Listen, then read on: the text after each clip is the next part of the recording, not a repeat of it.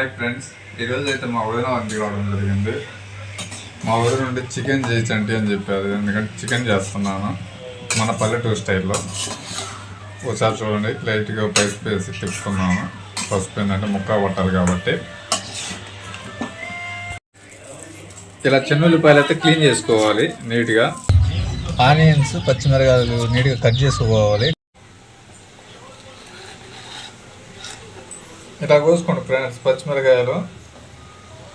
మీరేంటంటే ముక్క చేస్తే బాగుండు, ఇలా అంటే ఒక టేస్ట్ ఉండిద్ది. టమాటా ఇలా కోసుకోవాలి.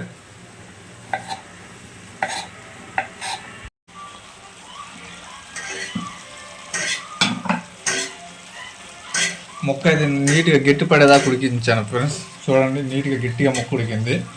అందులో ఆయిల్ వేసుకోవాలి.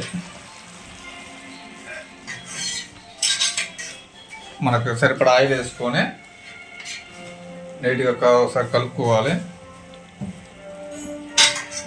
ఆనియన్స్ అవన్నీ కూడా ముందే వేయలేదు, ఇప్పుడు వేస్తున్నాను. ఈరోజు ఏంటంటే స్పెషల్గా చేస్తున్నాను కాబట్టి చికెన్.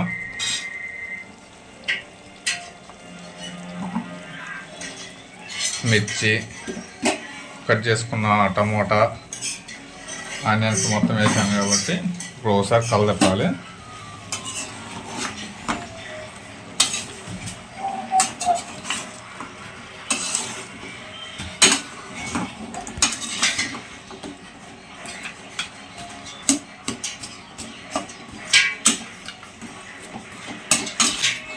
కారం నీట్గా ముక్క పట్టేటట్టు తిప్పుకోవాలి. సాల్ట్ అనేది మనం ముందే వేసామన్నమాట ముక్కలో. ఫస్ట్ మనకి వాటర్ వచ్చాయి కదా, అప్పుడే వేసాం సాల్ట్ పసుపు అనేది అప్పుడే వేసాం ముక్కలకి, నీట్గా పట్టుద్దని. స్పెషల్ చికెన్ కాబట్టి కొద్దిగా నెయ్యి అయితే యాడ్ చేస్తున్నా.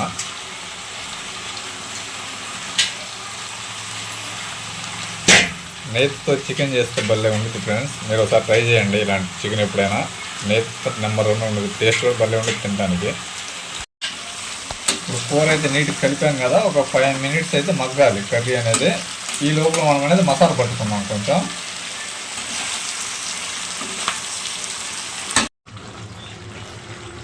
ఫైవ్ మినిట్స్ అయితే అయింది ఫ్రెండ్స్. కాకపోతే కొంచెం వాటర్ వేసా, కొంచెం కూర బాగా ఉడుకుతుందని వాటర్ వేసా.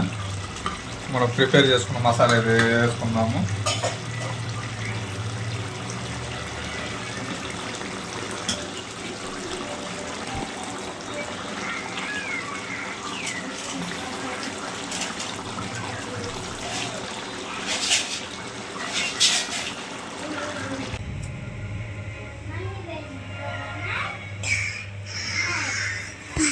కర్రీ అయితే నీట్గా సూపర్ ఉడికింది ఫ్రెండ్స్. ముక్క చూడ వస్తుంది, మెత్తగా భలే ఉడికింది. మా పాప కూడా తినాలని చూస్తుంది.